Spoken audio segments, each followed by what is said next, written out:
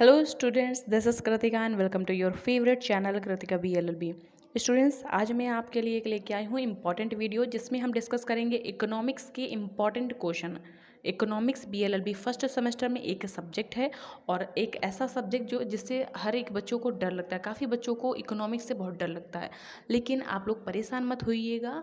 Exam से पहले आप इस वीडियो को देख लीजिएगा। इसमें हम आपको इम्पॉर्टेंट क्वेश्चन बताएंगे इकोनॉमिक्स के, जो कि एग्ज़ाम में प्रीवियस ईयर के एग्ज़ाम में पूछे गए हैं, काफ़ी बार रिपीट हुए हैं और हो सकता है कि आपके आने वाले एग्ज़ाम में भी इन्हीं में से ही कोई ना कोई क्वेश्चन ज़रूर आ जाएगा।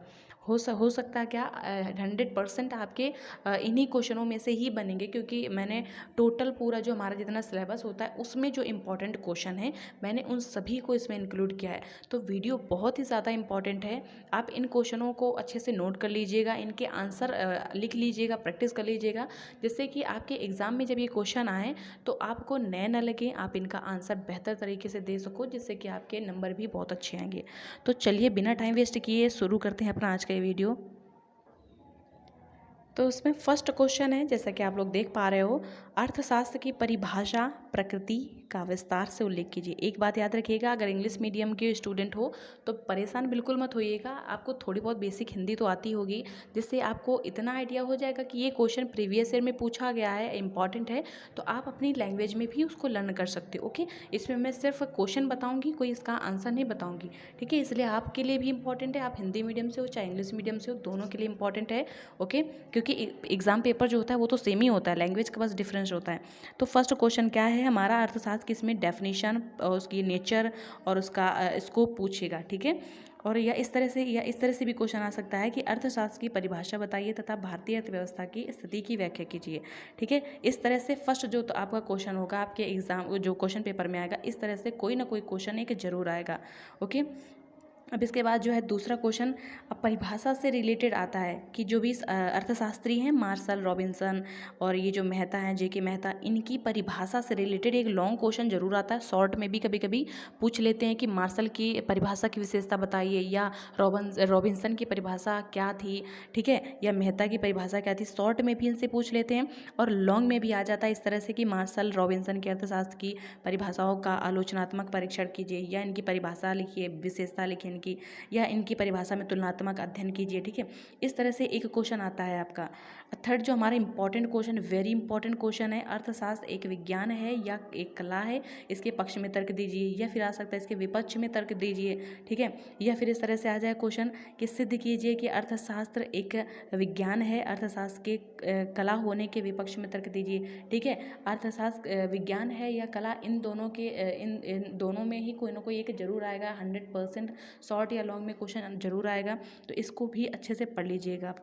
जो हमारा फोर्थ क्वेश्चन है, उदासीनता वक्र क्या है, इसकी विशेषताओं को समझाइए, ठीक है।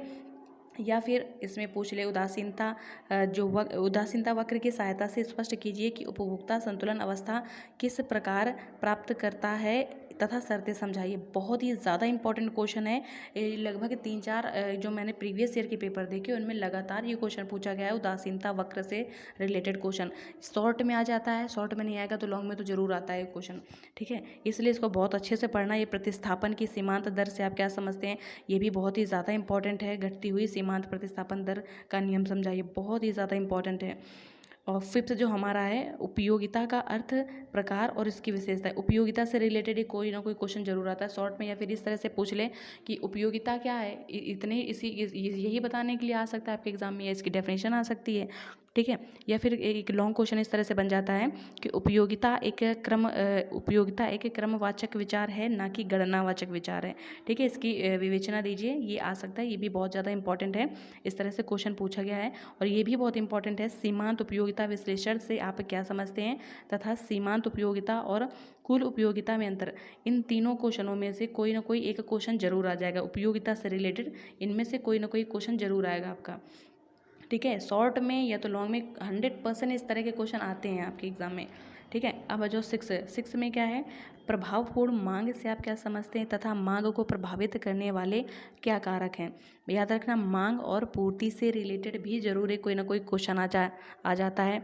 ठीक है, मांग की कीमत लोच से क्या, ये पिछली ही बार आया था एक क्वेश्चन। ठीक है, ये वाला मांग की कीमत लोच से आशय क्या है, इसे मापा कैसे जा सकता है। या फिर इस तरह से क्वेश्चन आ जाए, मांग तथा पूर्ति की अवधारणा को स्पष्ट कीजिए। मांग की प्रतिलोच से आप क्या समझते हैं। ठीक है, इसका क्या अर्थ है, ये भी बहुत ज़्यादा इंपॉर्टेंट क्वेश्चन है। तो आप मांग और पूर्ति से रिलेटेड भी पढ़ लीजिएगा अच्छे से। और ये जो हमारा 7 नंबर, ये बहुत ही ज़्यादा इंपॉर्टेंट है। ये आता है क्वेश्चन कि राष्ट्रीय आय क्या है, राष्ट्रीय आय की गणना की जो विधियां हैं उनको बताइए, या गणना करने में कठिनाइयाँ आती हैं, ये क्यों कठिनाइयाँ आती हैं, क्या क्या कठिनाइयाँ आती हैं, इस तरह से भी क्वेश्चन आ सकता है। या फिर क्वेश्चन ये आ जाए कि राष्ट्रीय आय तथा व्यक्तिगत आय में अंतर कीजिए और राष्ट्रीय आय की गणना के महत्व को समझाइए।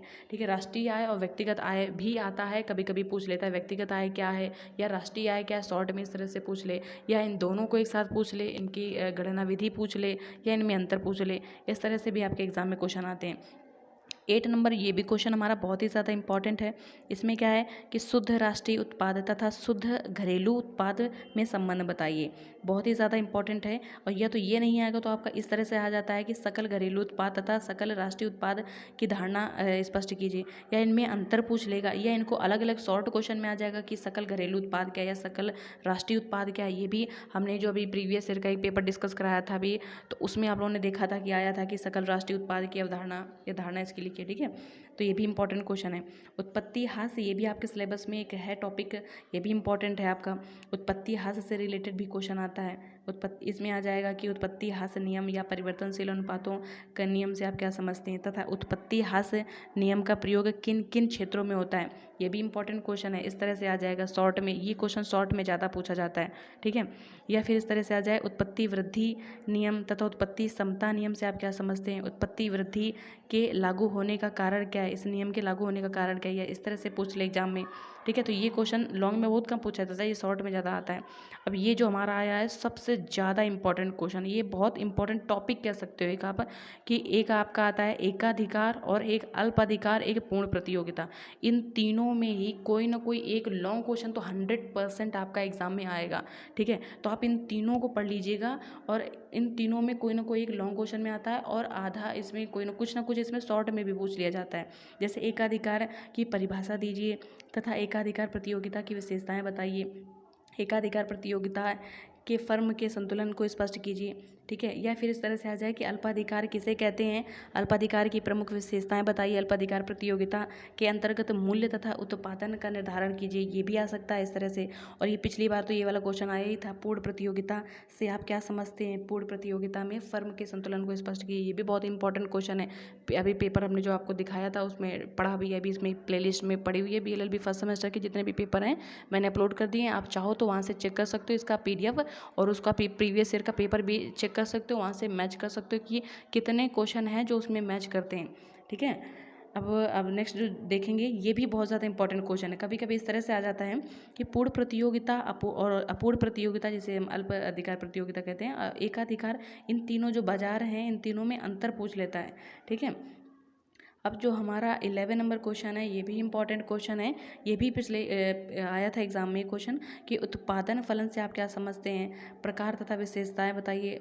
या फिर आ जाए उत्पादन फलन का अर्थ बताइए तथा अल्पकालीन या दीर्घकालीन उत्पादन फलन में अंतर क्या है। ये क्वेश्चन पिछली बार आया था, ये भी बहुत ज़्यादा इंपॉर्टेंट है। उत्पादन फलन से रिलेटेड क्वेश्चन आता है लॉन्ग में या तो शॉर्ट में ज़रूर आता है। ठीक है, पिछली बार ये लॉन्ग में आया था और उसके पिछली बार ये शॉर्ट में आया था। ठीक है, अब नेक्स्ट जो हमारा है 12 नंबर क्वेश्चन है। इसमें कहा गया है कि सम उत्पाद वक्र की सहायता से उत्पादक संतुलन की व्याख्या कीजिए। ये भी बहुत ज़्यादा इंपॉर्टेंट क्वेश्चन है। ठीक है, ये भी पिछली बार आया था एग्जाम में। ठीक है, इसमें क्या है कि एक दूसरा क्वेश्चन इस तरह से आ जाता है कि ये लिखा है, गलत लिख गया है, वक्रो नहीं होना चाहिए, वक्र होना चाहिए। ठीक है, इसमें टाइपिंग में मिस्टेक हो गई है। सम उत्पादक वक्र का अर्थ स्पष्ट कीजिए तथा इसकी विशेषता बताइए। इंपॉर्टेंट क्वेश्चन है, इसको पढ़ लीजिएगा आप, ये शॉर्ट में ज़्यादा क्वेश्चन आता है।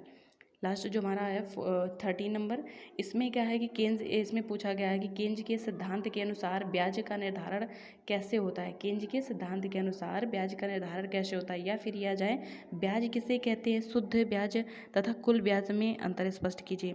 ये भी क्वेश्चन अच्छा है क्योंकि ये शॉर्ट क्वेश्चन में आता है, इसको लॉन्ग क्वेश्चन में तो अभी मैंने ज़्यादा नहीं देखा है, हाँ लेकिन शॉर्ट क्वेश्चन में इसको मैंने देखा है, शॉर्ट क्वेश्चन में कई बार आया हुआ है ब्याज से रिलेटेड।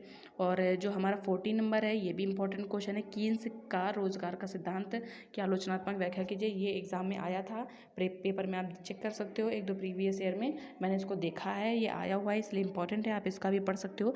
ये जितने भी मैंने इसमें इंपॉर्टेंट क्वेश्चन बताए हैं, आप इन सभी को अगर पढ़ लेते हो, सिर्फ इतने ही क्वेश्चन अगर आप पढ़ लेते हो, और तो आपका शॉर्ट क्वेश्चन और लॉन्ग क्वेश्चन भी इसी में कवर हो जाएगा। आपको अलग से लॉन्ग क्वेश्चन और शॉर्ट क्वेश्चन पढ़ने नहीं पड़ेंगे, आप इन टॉपिक को बस अच्छे से कवर कर लीजिए।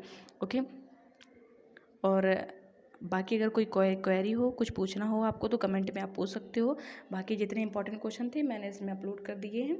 ओके, तो आज इस वीडियो में बस इतना ही। अब दूसरा हम कोई पेपर देखेंगे, जो भी आपके BLLB फर्स्ट सेमेस्टर में जितने भी पेपर हैं, मैं कोशिश करूँगी कि उन सभी को भी अपलोड कर दूँ, जिससे कि आपके एग्ज़ाम में हेल्प हो सके। तो आज इस वीडियो में बस इतना ही, फिर मिलते हैं नेक्स्ट वीडियो में, तब तक के लिए बाय बाय, टेक केयर।